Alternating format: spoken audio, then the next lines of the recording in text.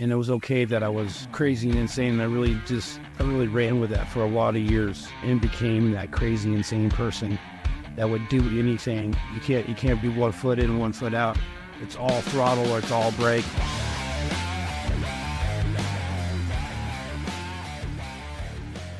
I grew up in church, and my parents were pastors. They were youth pastors growing up in church. And it was a non-denominational church, so there was dancing and speaking in tongues and flag waving and people falling all over the place all the time. But it was very, very religious in the fact that we were at church 4 or 5 days a week. We had to be in the front row. We had to act right, had to be right. If I did something wrong, it was always about how it made my parents look. And, and I kind of leaned into that a little bit as a kid.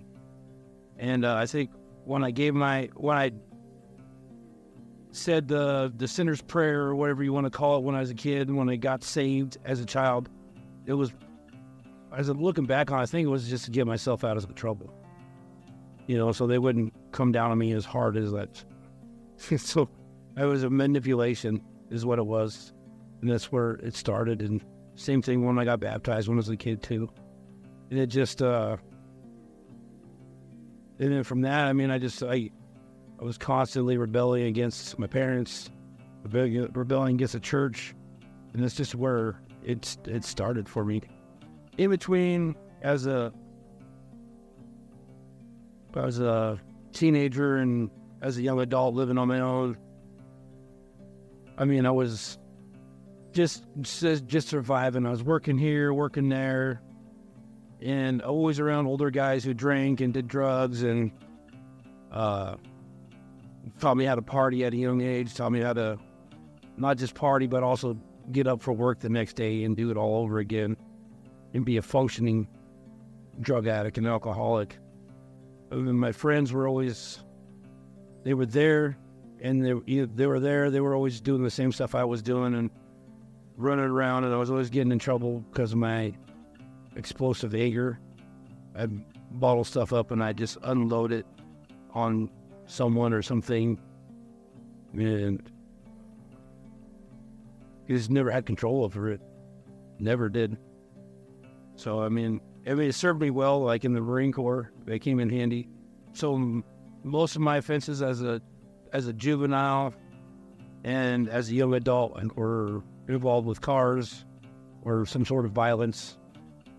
And so I think when I was 21, I think that's when they caught my felony, my criminal mischief.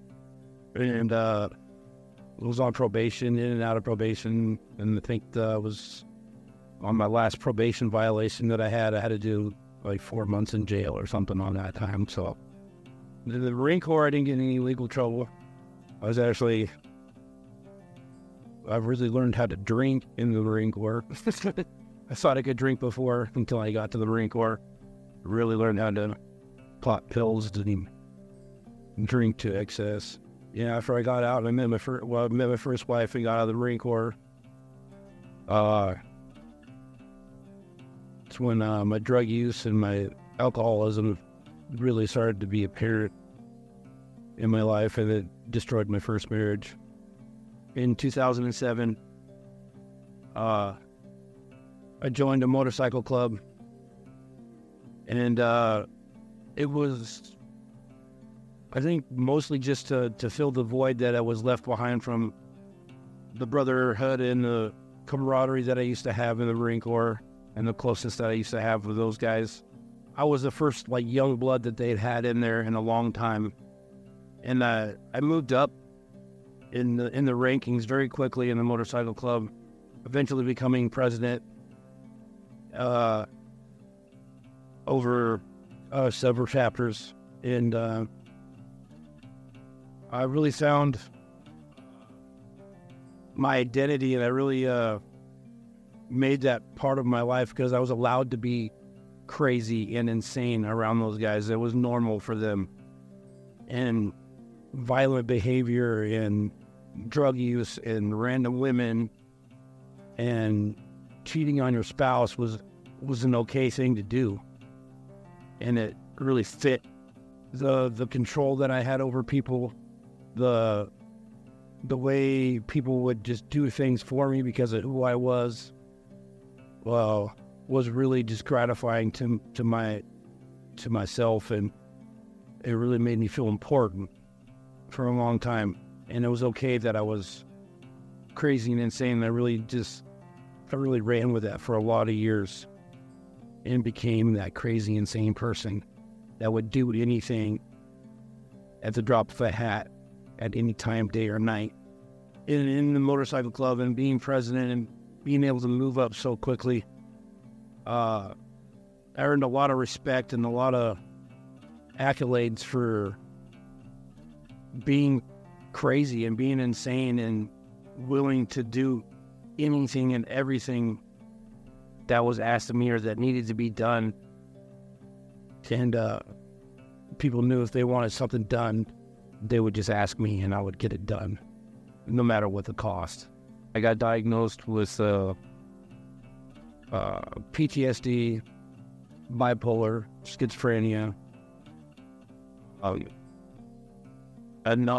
numerous anxiety disorders, and alcohol and drug dependence, and alcohol and drug-induced psychoses went along with that.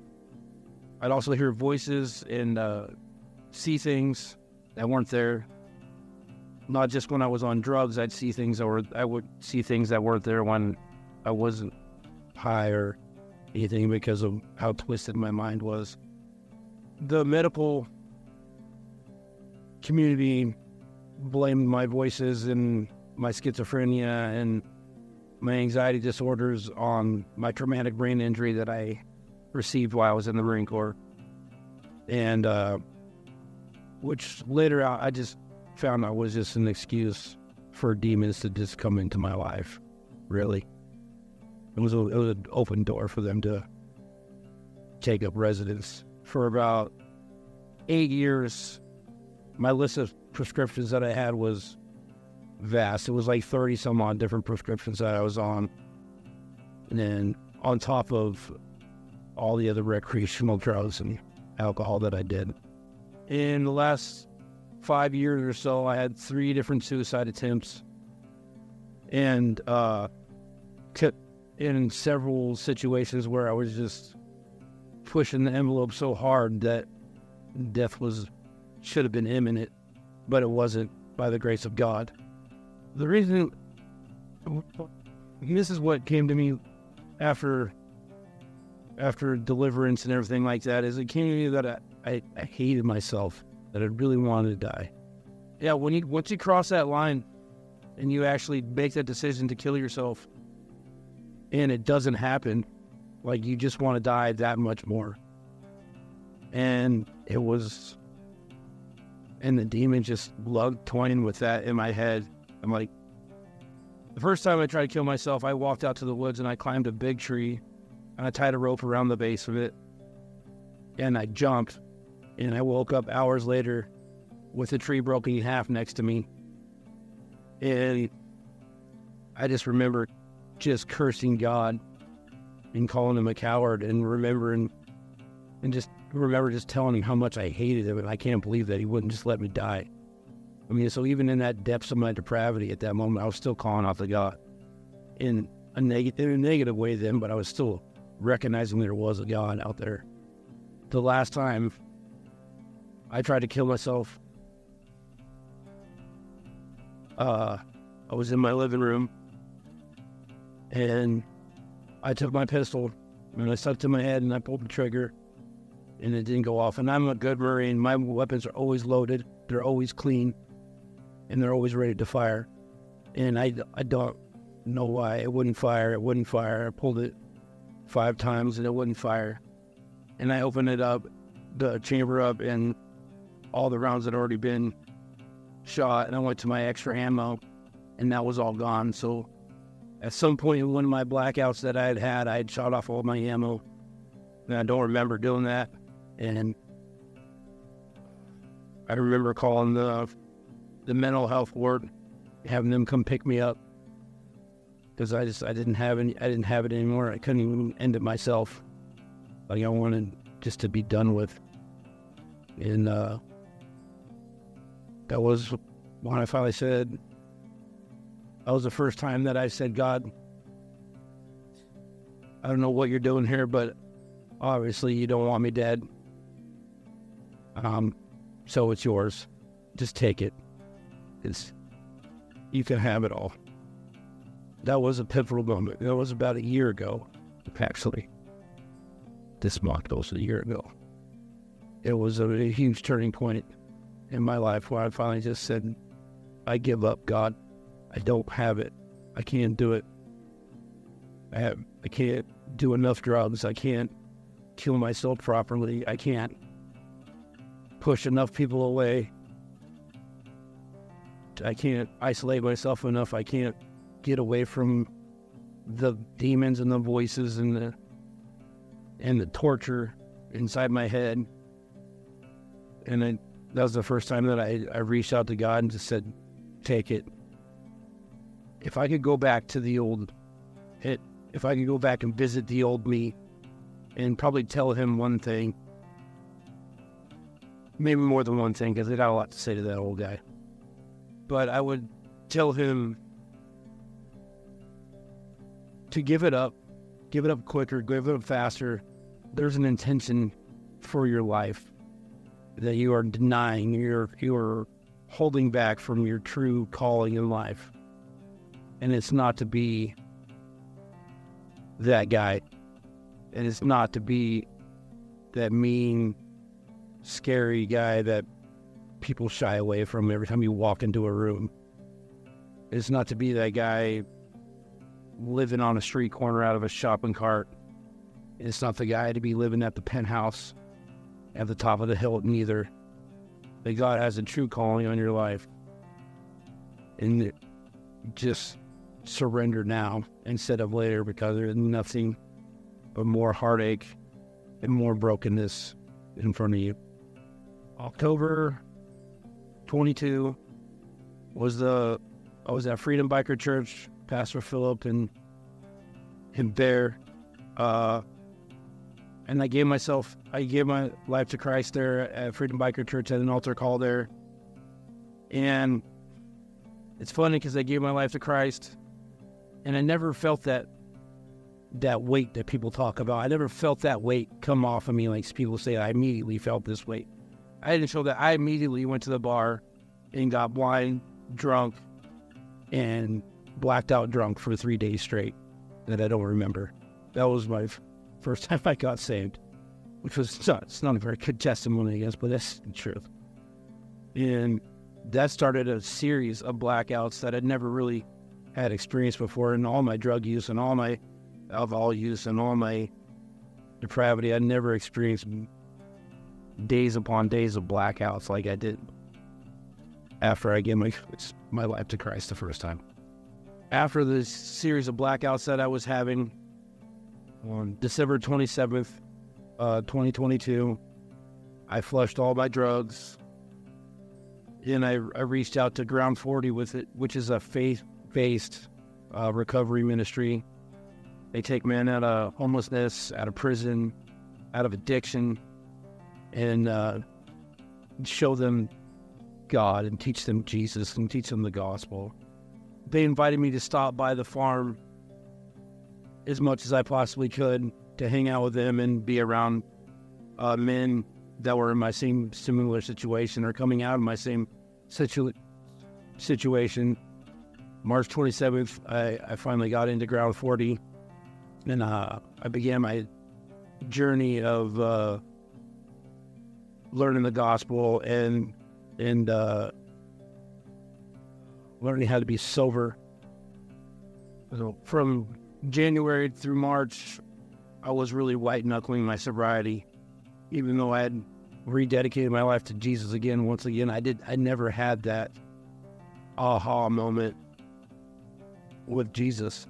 Like, I knew that I knew what I wanted, and I knew the people who could show me it, and it hadn't been lining up yet. So I was still white-knuckling my sobriety. I was still fighting the urges, and I was still fighting So my first few weeks at Ground 40, I didn't talk to anybody.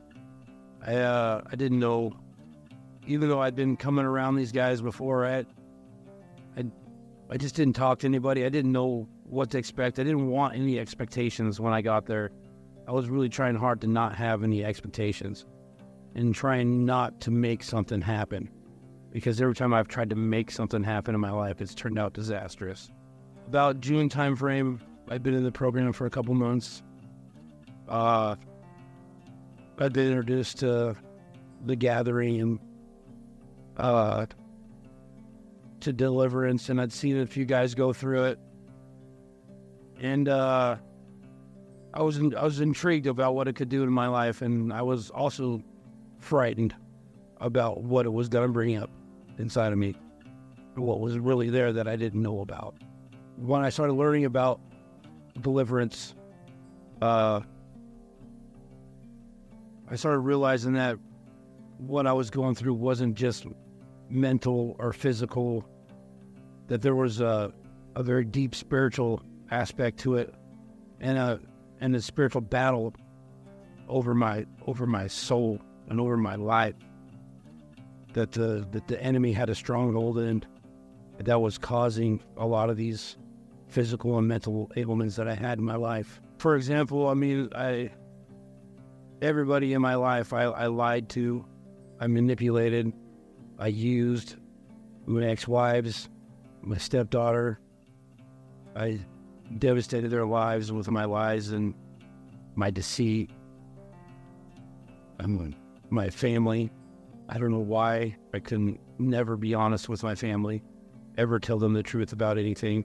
Had to make up a whole separate person when I was talking to them. And these are things that I learned, that there was a spirit or a demon that was inside of me that didn't want me to have these people in my life, that wanted me separated and wanted me cut off. Going into Deliverance was probably one of the scariest things that I had ever done in my adult life that I can remember. And that includes everything.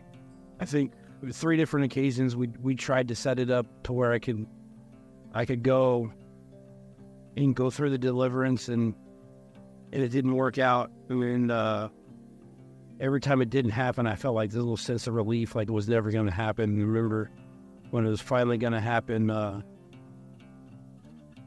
just the fear of, and the anxiety that was just overcoming, and the impending anger that I eventually knew was going to come out was crippling. It really was. It was hard to walk, even physically walk. When the Deliverance started, it started with lots of questions and get some background. And I remember for the first time in my life, I was just honest. For the first time in my life, I didn't lie about who I was or where I'd come from. And it was, that alone just started the freedom process and the Deliverance. Just confessing and exposing those demons by confession. And it was powerful. I believe it's one of the most powerful things you can do is confess. I believe it's one of the most devastating weapons we have against the enemy, is confession and exposure of the enemy. The actual Deliverance part, I don't remember quite a bit of it. I do remember coming out of it, and just for the first time I heard the voice of God, audibly heard the voice of God, and it wasn't just a voice in my head anymore. It wasn't something crazy inside my head. It was as clear as having a conversation with somebody who was standing in front of me. And it was one of the most just comforting things I'd ever heard or felt in my entire life. And I remember just feeling 100 pounds lighter, And I spent the next 2 days literally laughing out loud for the next 2 days because of just the exposure of all the lies and all the deceit and everything was just exposed and it was raw. And I remember just laughing in the joy that I felt, and I still feel today with having those demons not just cast out of me, but ripped out of me in a very violent manner. And when all that got exposed, it was an amazing relief to not have to live as a liar, as a deceiver, as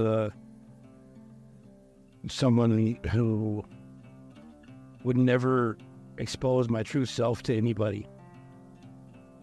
And to be able to be real for the first time in my life is the most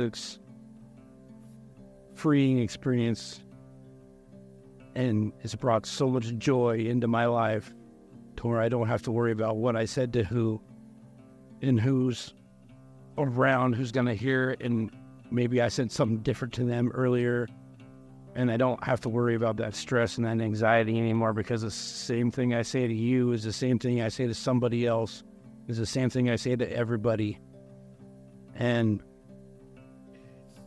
it's amazing how much freedom can come in just honest. After Deliverance,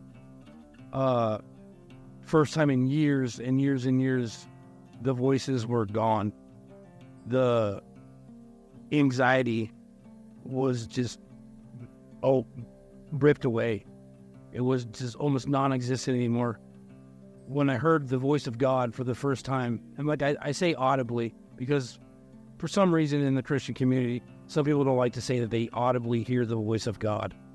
I audibly heard the voice of God. He spoke to me as if he was standing next to me and just commanding authority over my life and taking me back as his own, to realize that I didn't find God.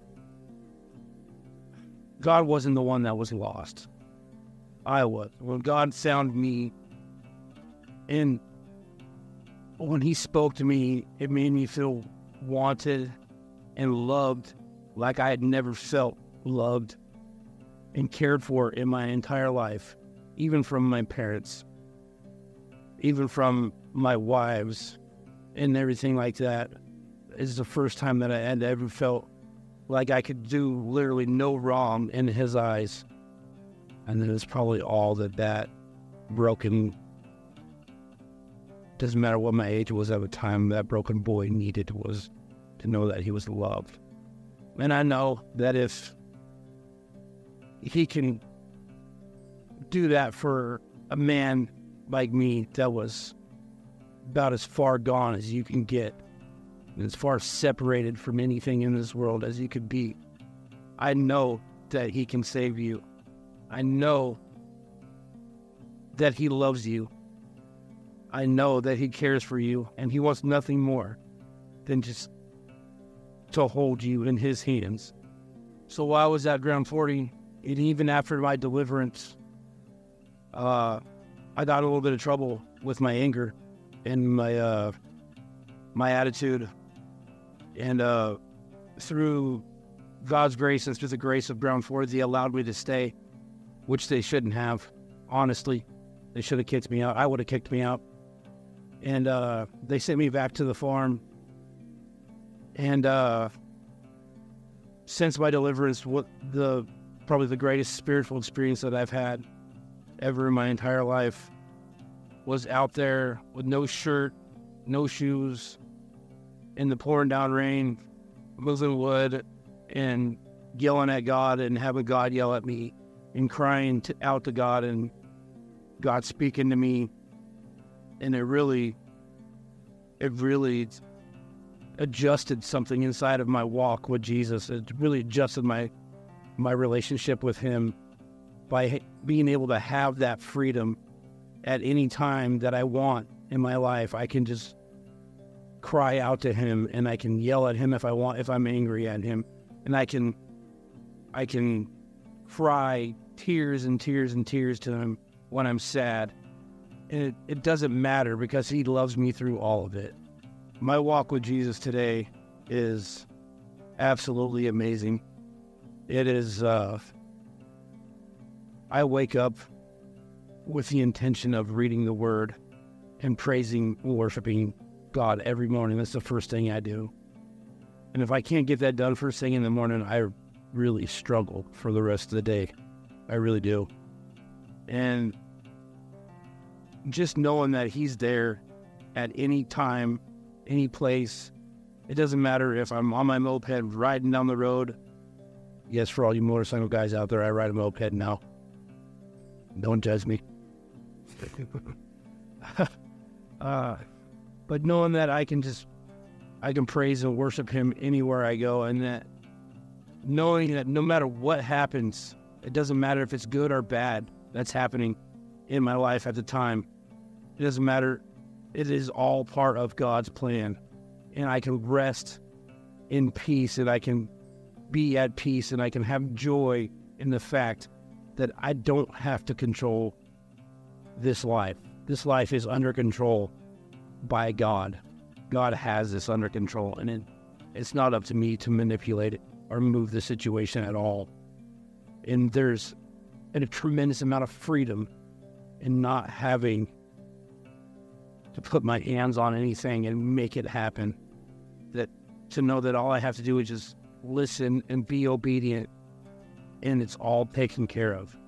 So I believe that you're not going to get your desired results with God without being saturated in the community of believers and like-minded men and women that believe the way you believe, that are trying, that are not just trying, but are physically making moves to be like God, like Jesus, that have Jesus on their mind all the time. And is extremely important to surround yourself with like-minded people.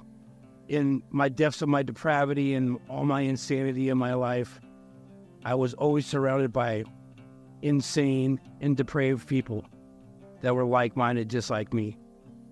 So why wouldn't I move that on into my Christian walk with Jesus and surround myself and saturate myself in God, in Jesus, and around his people? There's just no other way to do it. You can't be 1 foot in and 1 foot out. It's all throttle or it's all brake. Hi, my name's Kevin, and I'm a recovering Baptist.